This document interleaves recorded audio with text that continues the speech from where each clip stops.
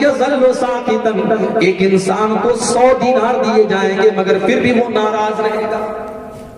عمر بن عبدالعزیز کا دور آیا تو مسلمانوں کے پاس اتنی دولت آ گئی کہ یہ حدیث وہاں پر فٹ ہونے لگی، بہت دولت آ گئی۔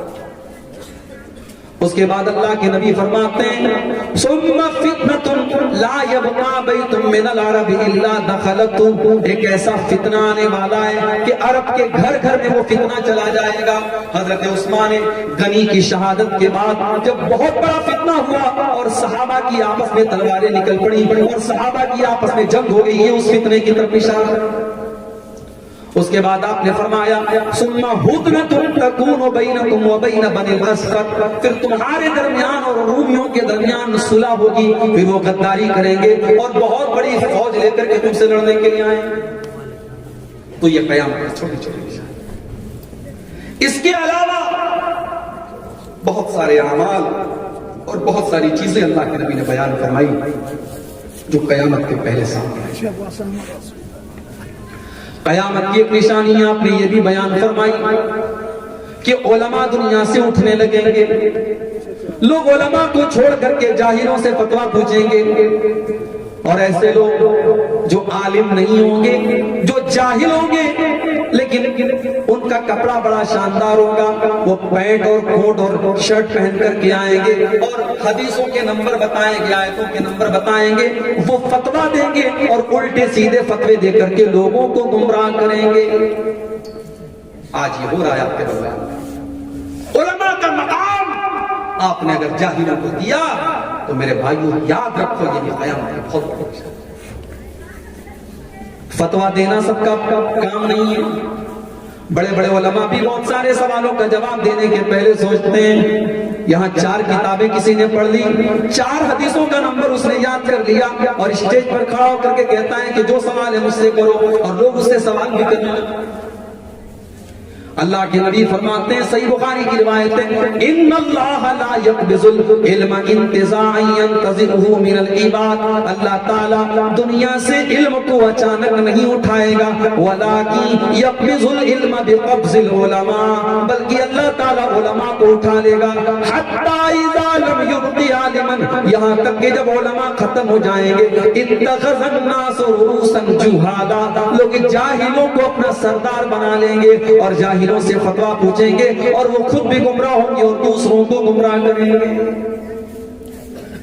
میرے بھائیو، علماء کا ختم ہونا اور علم دین کا ختم ہونا بھی قیامت کی بہت بڑی نشانی ہے۔ آج ہماری بہنوں کو دین کے بارے میں کچھ نہیں پتا، آج ہمارے نوجوانوں کو دین کے بارے میں کچھ نہیں پتا۔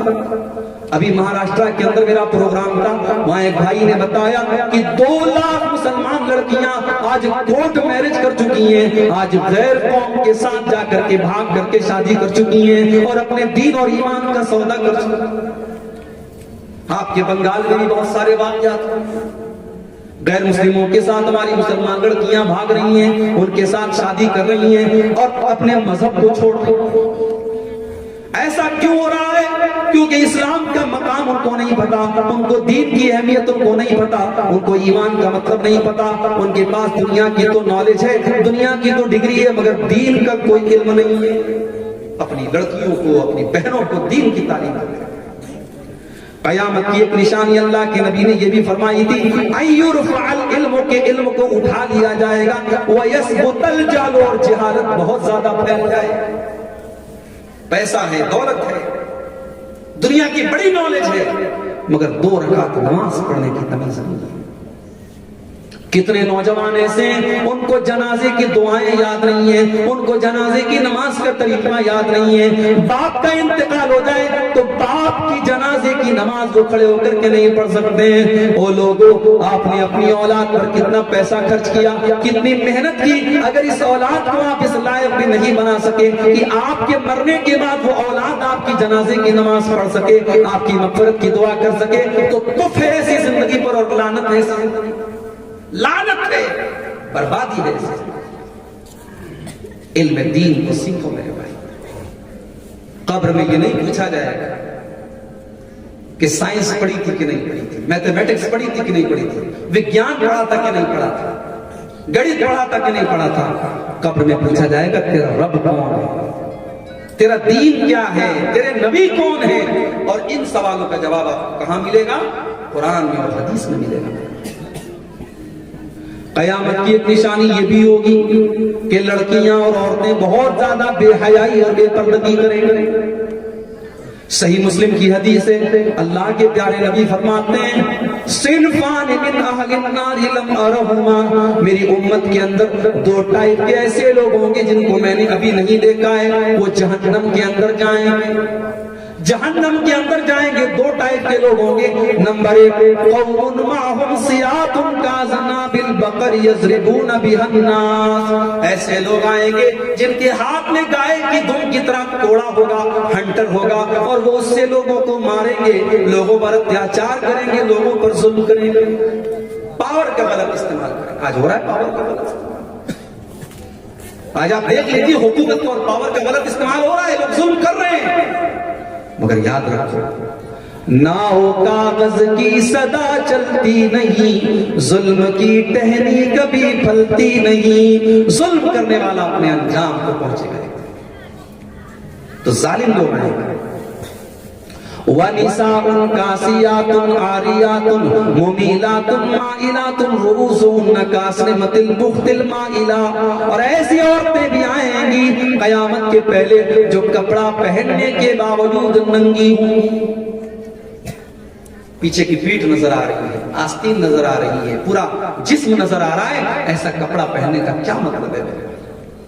ہر وہ لباس جس کپڑے کو پہننے کے باوجود عورت کا جسم نظر آئے، اس حدیث کے اندر وہ سارے کپڑے، چاہے وہ ساڑی ہو، چاہے وہ سوٹ ہو، چاہے وہ فراک ہو، چاہے وہ گاؤن ہو، چاہے وہ اسکرٹ ہو، وہ سارے کے سارے لباس اس ایک حدیث کے اندر کپڑا پہننے کے باوجود ننگی ہوں، غیر مردوں کو اپنی طرف آکرشت کریں گی اور خود بھی ان کی طرف آکرشت ہوں گی۔ لا يدخلن الجنہ، اور ان کا ہیئر اسٹائل کیسا ہوگا؟ وہ اپنے بالوں کا جوڑا اس طریقے سے بنائیں گی جیسے اونٹ کا کوہان ہوتا ہے۔ بے پردگی اور بے حیائی، یہ بھی قیامت کی بہت بڑی نشانی۔ آپ نے فرمایا لا يدخلن الجنہ، ایسی عورتیں جنت میں نہیں جائیں گی، اور جنت میں جانا تو بہت دور کی بات ہے، ولا یجدن ریحہا، یہ جنت کی خوشبو بھی نہیں پائیں۔ قرآن کو عورت کو دوپٹہ رکھنے کا طریقہ بھی سکھاتا ہے۔ عورت گھر میں اپنے باپ کے سامنے، اپنے بھائی کے سامنے، اپنے سسر کے سامنے بھی اپنا دوپٹہ اپنے سینے پر رکھے۔ اللہ نے فرمایا وَلْيَضْرِبْنَ بِخُمُرِهِنَّ عَلَى جُيُوبِهِنَّ، کہ اے مسلمان عورتوں اپنا دوپٹہ اپنے گریبان پر رکھو، اپنا دوپٹہ اپنے سینے پر۔ قرآن کریم تو عورت کو چلنے کا طریقہ بھی بتاتا ہے، وَلَا يَضْرِبْنَ بِأَرْجُلِهِنَّ لِيُعْلَمَ مَا يُخْفِينَ مِنْ زِينَتِهِنَّ، اے عورتوں جب تم زمین پر چلو تو زور زور سے اپنے پاؤں کو زمین پر مار کر کے نہ چلو، تاکہ تمہارے پائل کی آواز غیر مردوں تک نہ پہنچے۔ اللہ کے نبی فرماتے ہیں کہ عورت اگر نماز پڑھنے بھی جا رہی ہے تو خوشبو لگا کر کے نہ جائے، اگر خوشبو لگا کر کے جائے گی تو اس کی نماز اللہ تعالیٰ قبول نہیں کرے گا۔ یہ پردے کا حکم ہے۔ کیوں ہے؟ اس لیے نہیں کہ اسلام عورت سے نفرت کرتا ہے، اس لیے نہیں کہ اسلام عورت پر پابندی لگاتا ہے، اس لیے کہ اسلام یہ چاہتا ہے کہ سماج پوتر ہو، سماج میں گندگی نہ ہو، سماج کے اندر عورت کی عزت سیف رہے، اس لیے اللہ نے پردے کو حکم دیا۔ آج آپ دیکھ لیجیے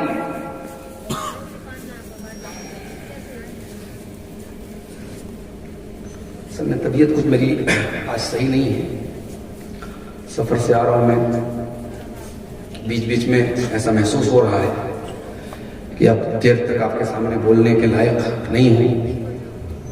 بہرحال یہ قیامت کی نشانی اللہ کے نبی نے بیان فرمائی کہ عورتیں جو ہیں وہ بے پردگی کریں گی، شراب بہت زیادہ پی جائے گی، زنا زیادہ ہوگا۔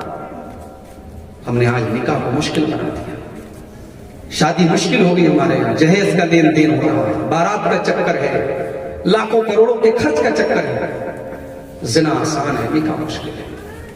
میرے بھائیوں، یہ نشانیاں جو حدیثوں کے اندر بیان کی گئی یہ ہماری نصیحت کے لیے، تاکہ ہم اور آپ اپنی اصلاح کریں، اپنے آپ کو سدھاریں۔ آئیے ہم اللہ سے دعا کرتے ہیں رب العالمین ہم سب کو اپنی اصلاح کرنے کی توفیق عطا فرمائے۔ اللہ ہمارے نوجوانوں کو زناکاری اور بدکاری سے دور رکھے.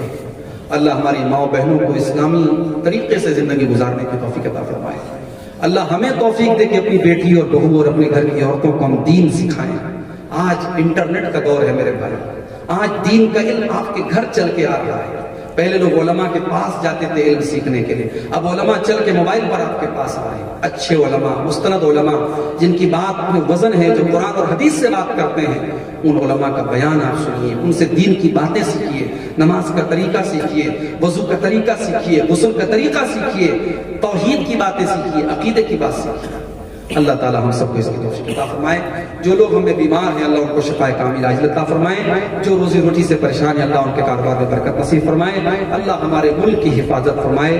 اللہ ظالموں کے ظلم سے, شریروں کے شر سے ہم سب کو محفوظ رکھے.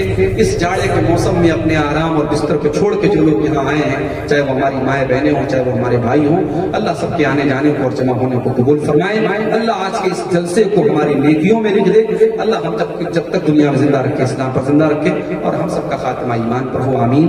وآخر دعوانا الحمدللہ.